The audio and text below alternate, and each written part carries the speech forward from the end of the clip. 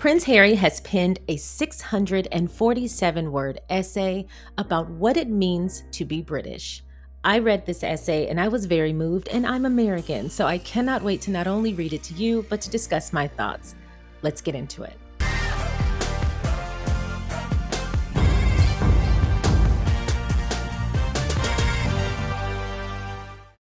Thank you for clicking on my video, and if you're returning, welcome back to my channel. Today begins Prince Harry's 2-day trip to Toronto, and he kicked off the occasion by publishing an essay about what it means to be British. I cannot wait to get into this with you, but before we do, if you haven't already, please don't forget to like, subscribe, and share. Prince Harry's full essay can be found at Sussex.com, and it's also in the description box below in the section titled Sources. The Bond, the Banter, the Bravery. What It Means to be British by Prince Harry. Every November, the world, for a moment, grows quieter. We pause together to remember. Remembrance has never been about glorifying war. It's about recognizing its cost, the lives changed forever, and the lessons paid for through unimaginable sacrifice. It's also about honoring those who, knowing that cost, still choose to serve. Earlier this year, I was invited to Ukraine, Slava Ukraini, to spend time with friends at the Superhuman Center, men and women rebuilding their lives after devastating injuries. In every face, both military and civilian, I saw resilience and a fierce determination not to be defined by what had been taken from them. They reminded me that bravery is not the absence of fear, but the triumph of purpose over it. Oh, I love that. There is a similar stoic spirit of self-deprecation and humor in Ukrainians that I recognize more than any other in us Brits. Though currently I may live in the United States, Britain is and always will be the country I proudly served and fought for. The banter of the mess, the clubhouse, the pub, and the stands, ridiculous as it sounds, these are the things that make us British. Oh, I make no apology for it. I love it. That same spirit lives in every member of our armed forces and the families who serve beside them. Pause right there. I just mentioned this yesterday. I love that Prince Harry, as well as Meghan and the entire Invictus Games Foundation, they always recognize the service members and their families. You need only spend a few hours at the Invictus Games to feel it. There, you see courage reborn, camaraderie restored, and proof that service doesn't end when the uniform comes off. In my capacity as their global ambassador, this week, I wrote to families from Scotty's Little Soldiers, the UK charity supporting children of Britain's fallen heroes. Every year, I'm moved by their strength.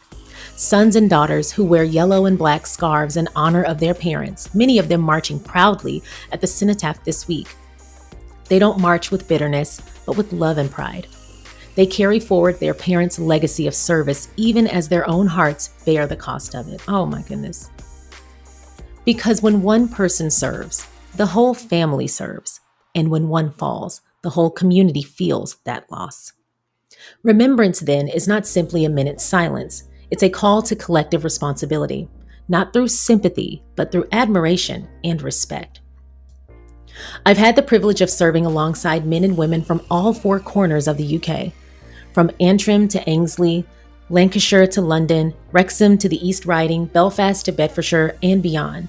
I saw courage and compassion in the harshest conditions imaginable, but I also saw how easy it can be once the uniform comes off for those who gave everything to feel forgotten. Our duty to them does not end when their service does. The protection they offered us must be returned through opportunity and respect for the rest of their lives. That's not charity, it's reciprocity. They safeguarded our freedom. Preach, Harry. We must safeguard their future. Absolutely. That way we all benefit. And honestly, Americans, y'all need to listen up as well. And I'm saying Americans, but the government need to listen up as well, because we tend to throw our veterans away. And it is a damn shame. As we look around the world this Remembrance Sunday and on the 11th, peace for those lucky enough to know it feels more fragile than ever. Institutions built to protect it are being strained, and for many, peace is not known at all. Remembrance isn't confined to one weekend in November. It's a lifelong commitment to empathy, gratitude, and action, to be kinder, more united, and braver in protecting what those before us fought to preserve. So, as we bow our heads this weekend, let us remember not only the fallen, but the living, those who still carry the weight of war in body and mind, and the families who bear its memory in their hearts. If you live near them, knock on their door. If you see them around, shake their hand. And if you feel so inclined, join them for a cuppa or a pint to hear their story and remind them their service still matters. Once again, that was Prince Harry's essay titled The Bond, the Banter, the Bravery, What It Means to Be British. That is absolutely beautiful. Wonderful job, Prince Harry. I could not sing the praises of this essay more. And while he is addressing the armed forces, I also think that it's important for people who are in positions of authority who could impact change, whether that's in politics, whether that's working for the VA here in the US, whomever it may be. I hope this falls on the ears of people who can continue to help evolve and progress the way that we treat our veterans here in the US, in the UK, all over. Just like Prince Harry said, they fought and safeguarded they fought for and safeguarded our freedoms. That is something that they should be reciprocated on for the rest of their lives. The fact that that even needs to be said, that's a shame in and of itself. But man, does it feel good to see somebody like Prince Harry speaking up about that. Wonderful, wonderful job. Y'all let me know your thoughts on this essay in the comment section or in the live chat below. Thank you so much for watching the SharionSade YouTube channel. I appreciate you watching my content. If you haven't already, please don't forget to go ahead and like this video by hitting the thumbs up. Please don't forget to subscribe by hitting the subscribe button. And don't forget to comment along the way. If you feel so inclined, please don't forget to share so that more people can find us. Once again, thank you so much for watching. Now let's get back to the video.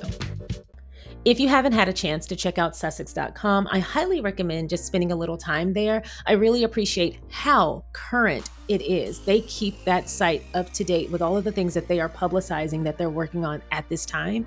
And they also raise awareness about a lot of organizations that Archewell Foundation also works with. And you can find archewell.org through Sussex.com. There's a link and you can go back and forth through each other. But I highly recommend checking out Sussex.com. Also, I wanted to share something. Had I simply waited, I would have been able to just talk about Prince Harry's spokesperson's statement. But yesterday we talked about the ridiculous notion. I mean, I cannot dismiss it more. But we talked about the ridiculous notion and the attempt and failed attempt at starting a rumor that Prince Harry's trip to Canada is to upstage William, who's going to Brazil. Why that would mean I don't know. It's just as stupid to you as it is to me, because why would that upstage someone going somewhere completely different for completely different reasons? Don't know. And if you have to worry about your baby brother upstaging you, that's a you problem, darling, not Harry. Do not dim your light for other people. Anyway, we talked about all the reasons why that was not only a silly notion, but how much work goes into planning these trips. Even a 2-day trip, it takes a lot of organization and a lot of schedule management. But we also talked about the very obvious and glaring reason that Prince Harry's team is not going to release all of his travel details super early and give people time to plan, considering he is a marked man for many reasons. He served in Afghanistan. He has had actual terrorists vying for him, even threatened to cut off his ears. Like, there have been people, very bad people, trying to hurt him since he was in the military. Then he married a biracial wife, and that brought out all the racists. And of course, we know his family conspired with the media to turn the world against them because they were jealous and they were trying to use them as scapegoats. We have been through this from forward, back, side to side. And because of that, extremists and terrorists have threatened Prince Harry and Meghan. And we have seen a number of attempts on their safety.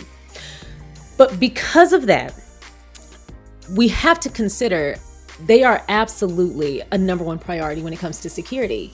Meanwhile, his father, His Majesty the King Charles, pulled his security some years ago in a very petty but very dangerous move. Prince Harry has gone through all of the rigmarole of trying to correct the error that he did not cause, but until which time he is not afforded the same level of protection as the rest of the senior royals. And he should be, regardless of his quote unquote senior working royal status. He's the son of the king. I don't know. You can't get much closer than that. He's also still in line for the throne. We've talked about the many reasons. So anyway, we talked about that yesterday, about how serious his security issue actually is and how they are doing all they can to mitigate the issues that were caused by his security being pulled and the ridiculous game that his family and Ravik are playing with his safety in order to prove a point. But we talked about all that, and we've talked about that for years, actually. But Prince Harry's spokesperson released a statement yesterday, outright saying it. So had I simply waited and saved my rant, I would have been able to just read this. But anyway, it's good to know we're on the same page. His spokesperson says, Prince Harry is not afforded the same level of security and protection as other working members of the royal family, which means that the period of time in which we can release details of events is much more truncated than it is for His Majesty the King or the Prince of Wales. The events were planned nearly a year ago. The date of the main event, the dinner, is set by the charity, not Prince Harry. The period of Remembrance Tide traditionally extends from November 1st to the 11th and has done since 1918, over 100 years. We can't choose to move those dates. Okay, hold on. I love a straight shooter so much. I love his spokesperson. The spokesperson also stressed, quote, "We are always guided as to when we can announce trips like this by the advice given to us by his private security advisors and the event security team. This event, months in the planning, marks a return to a city that has a special place in the Duke's heart, having played host to the Invictus Games back in 2017. Now, I could have just waited. I didn't realize they were going to release another statement, but I'm really glad that he did. And this statement was also released directly to the Daily Fail, and they are one of the main conspirators about Harry trying to upstage his brother. I love that they go straight to the source and correct it. But anyway, I didn't get this from the Daily Fail. I actually got it from Cosmopolitan. I wouldn't have seen it if it were only covered on the Daily Fail because I have them, their name, any kind of hashtag that could be associated with them blocked. I don't see a thing from them unless it's a screenshot. I don't play any games with those people. You are not getting my click. But anyway, it's great to see that his spokesperson will step up and step out and say, let's go ahead and shut this rumor down. I could not agree more. Now, again, we really shouldn't need a spokesperson to break down something so simple because duh. But we have to remember we're not all on the same level intellectually. Some people cannot, they can't reason. They can't look at simple facts and deduce what's possibly happening here or make an educated guess. So we have to break it down sometimes. And that's what a great spokesperson is for. So hopefully their remedial asses can get on board and understand and stop spreading the rumor. But we all know they're not. It's not that they lack understanding, although that would be believable because they are dumb as rocks. But they do this for other purposes. And we talked about all those purposes yesterday. They're not getting any more of my time. But anyway, this essay was wonderful. I cannot wait to start covering Prince Harry's trip in Toronto. Now, since I'm publishing this video early, then I will be giving updates from today, tomorrow, in tomorrow's video. So I cannot wait to catch up with you guys tomorrow and talk about his trip at that point. So that's all I have for you guys today. I hope you enjoyed today's video. Patreon, you are getting a new video today. And members, you got another video earlier this week.